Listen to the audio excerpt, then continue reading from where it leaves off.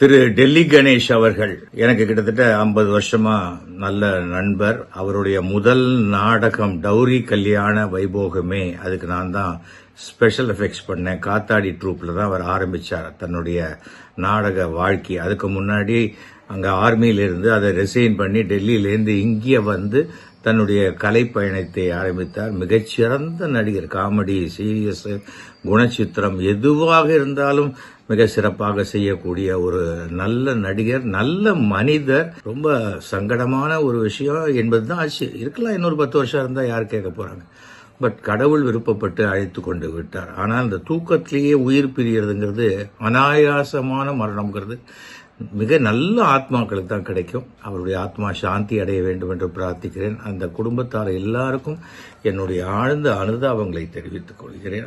ஆனால் அந்த digital world இருக்கிற வரைக்கும் டெல்லி கணேஷ் நம்முடன் வாழ்ந்து கொண்டுதான் இருப்பார்.